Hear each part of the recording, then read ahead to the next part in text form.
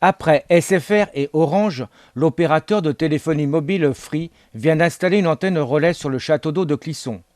À la demande du collectif des riverains, le CRAC, comprenant une centaine de membres, une réunion publique sur le thème des effets de ces ondes électromagnétiques sur la santé a été organisée par la municipalité de Clisson.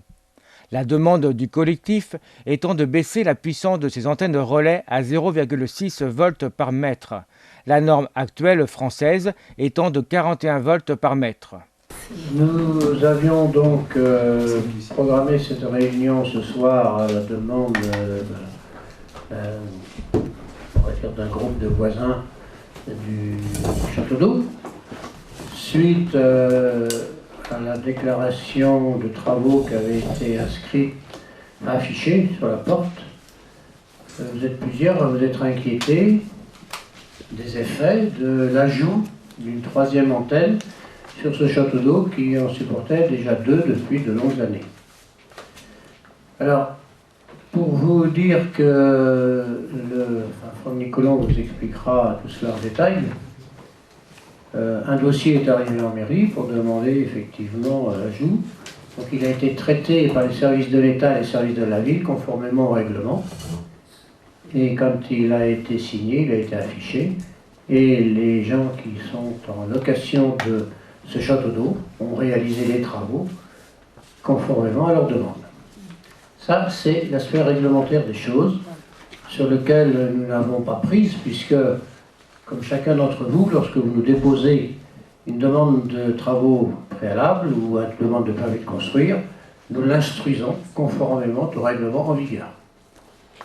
Alors après se pose un certain nombre d'interrogations, parce que c'est relayé dans la presse, il y a un certain nombre d'études, il y a aujourd'hui, on va dire, une sensibilisation à des phénomènes, des ondes électromagnétiques qui ne sont pas forcément validées par la communauté scientifique internationale. Donc on est aujourd'hui dans l'interrogation pour un certain nombre de sujets.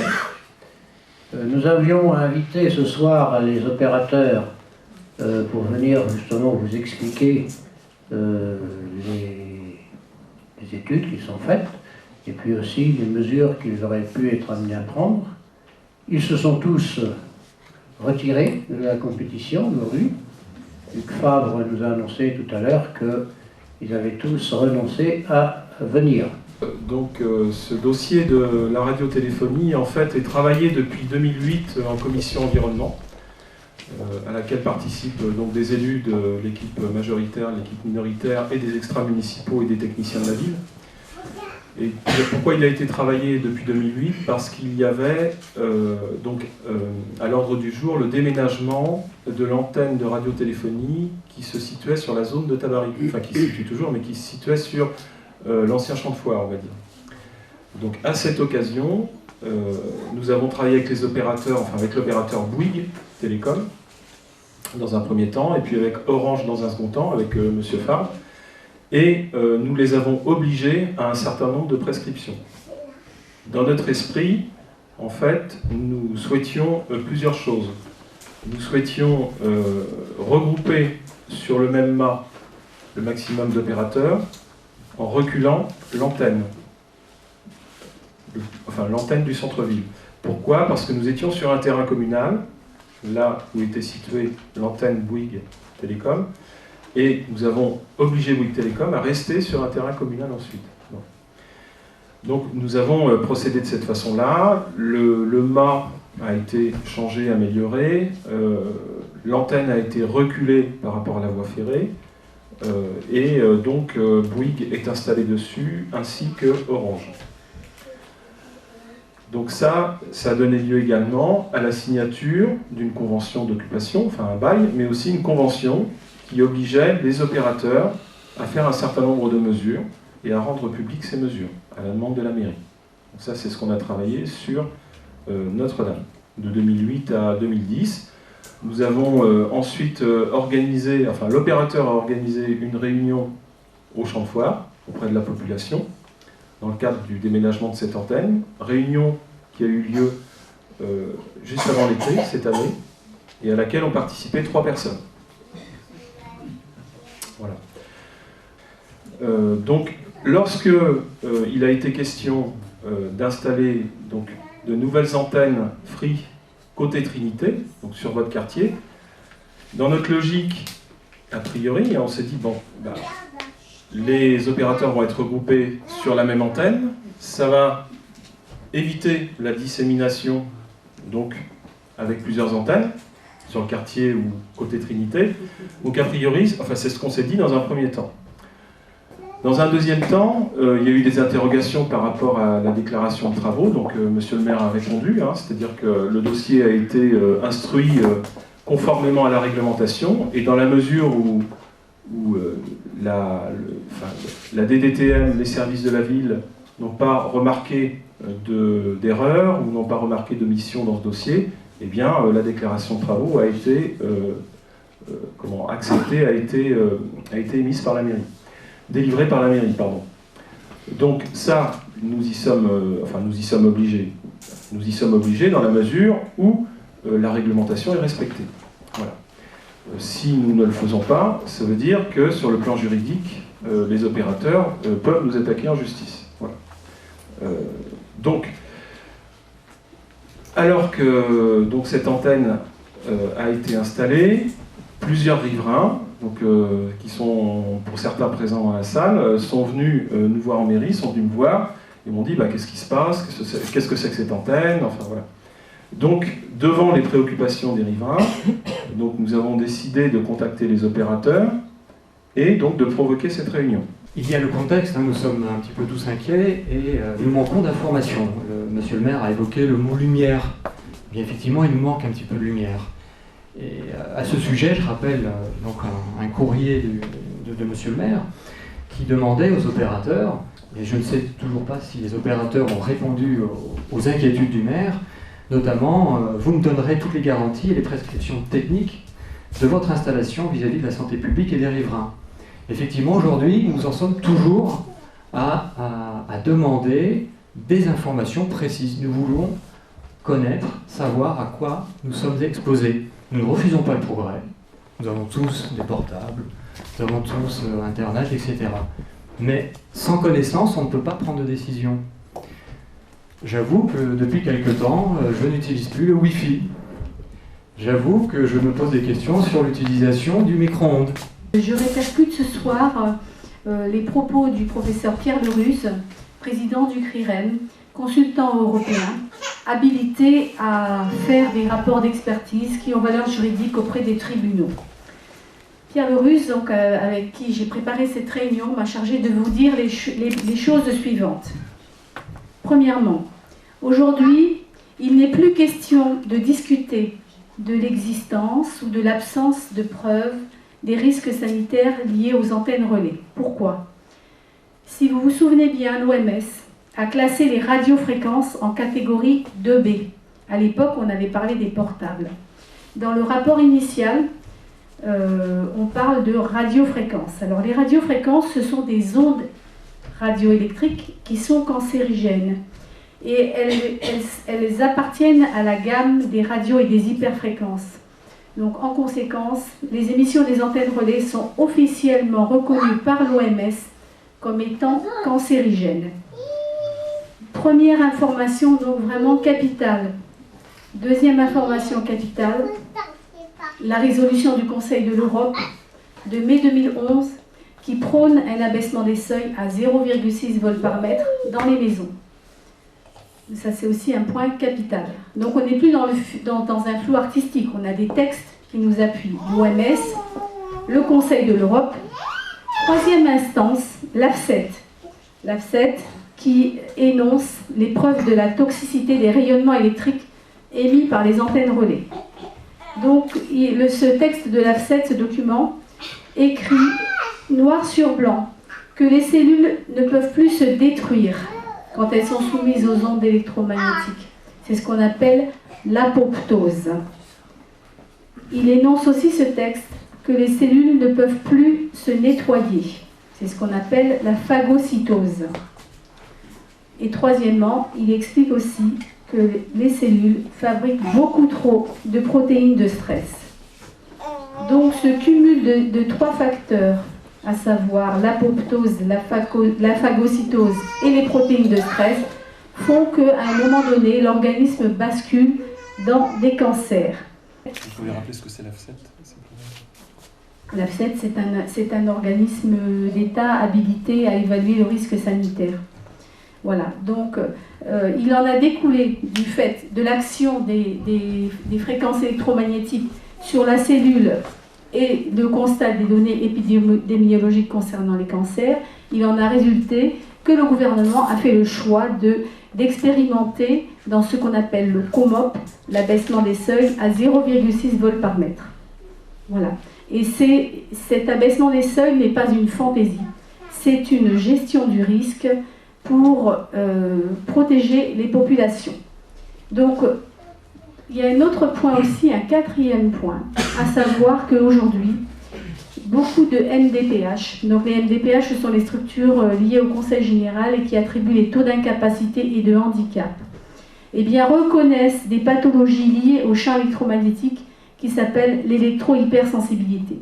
Donc, il y a un certain nombre de personnes qui sont atteintes de cette maladie qui est caractérisée par des données physiologiques et qui sont reconnus comme travailleurs handicapés.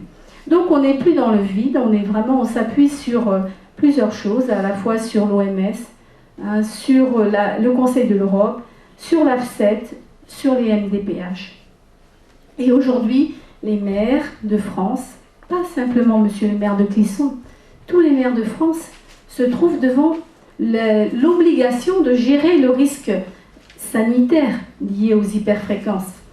Et leur responsabilité, on le sait, elle est énorme dans cette affaire.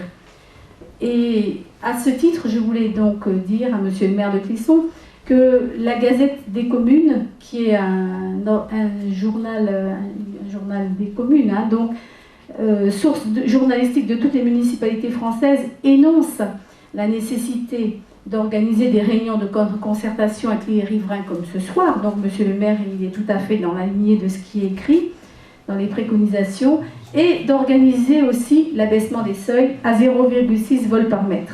Je voudrais qu'on soit prudent et surtout qu'on n'alarme pas.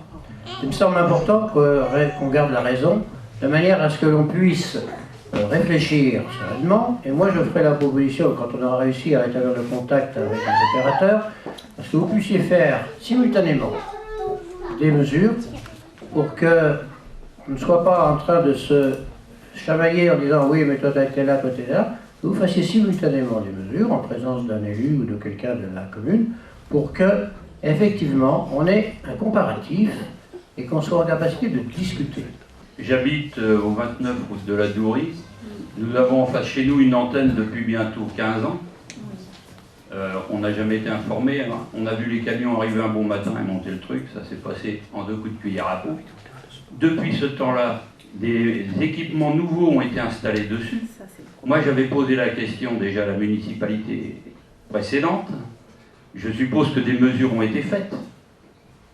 En 15 ans, est-ce que des mesures ont été faites? Est-ce que l'opérateur a fourni des mesures? Eh bien non. Ou alors, on ne les a pas communiquées. Alors, faire les réunions une fois que le système est en route, c'est facile. Aujourd'hui, les opérateurs n'ont pas obligation, dans la réglementation actuelle, d'informer les mairies sur les modifications qu'ils apportent aux antennes. Ça doit être négocié dans les chartes. Je pense que c'est un point très important.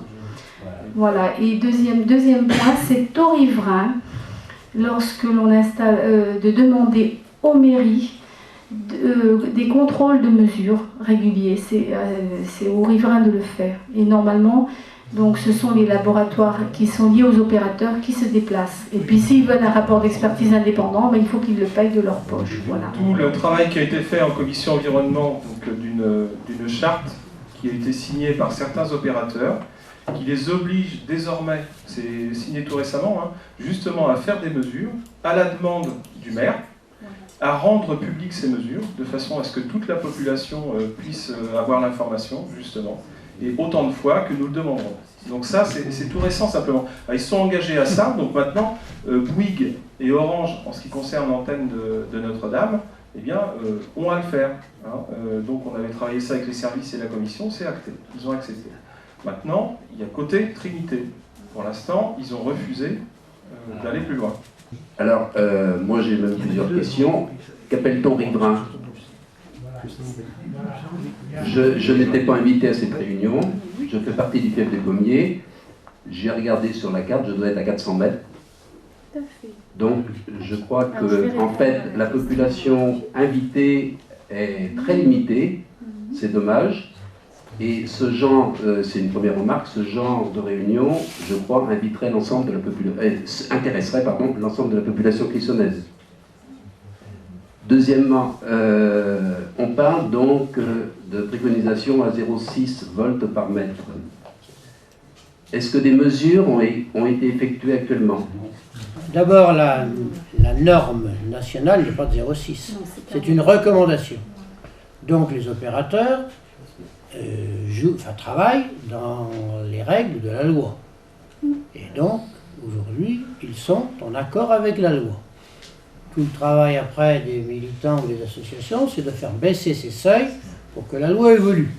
Pour répondre à votre question sur les riverains, effectivement, la problématique des antennes relais ne concerne pas une rue. La stratégie à adopter au niveau des mairies, c'est de demander aux opérateurs des caractéristiques techniques des antennes relais qui permettent d'établir une cartographie. La cartographie étant établie, à partir de là, on peut repérer des sites atypiques. Ces sites atypiques doivent faire l'objet d'une surveillance particulière et dans certains cas, les mairies ou lorsqu'il y a des subventions possibles, installation de sondes en continu pour permettre effectivement un suivi des antennes. C'est lorsque les antennes, et dans certains cas, on arrive à des démontages d'antennes relais aussi, lorsque les sites sont atypiques.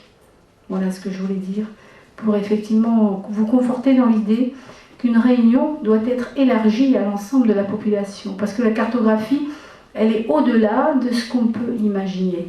Et le site qui est sur le château d'eau, ce sont des antennes UMTS, j'ai pris connaissance de la gamme de fréquences. C'est une gamme de fréquences qui est très puissante et qui peut émettre assez loin. La question qui est peut-être la meilleure, c'est de se poser la question, est-ce qu'il faut mettre des antennes là où il y a des habitations? Voilà, et je pense que c'est une bonne question, parce qu'aujourd'hui, l'actualité nous prouve que les personnes qui habitent à proximité d'antennes relais peuvent porter plainte au tribunal de grande instance à titre de trouble anormal de voisinage.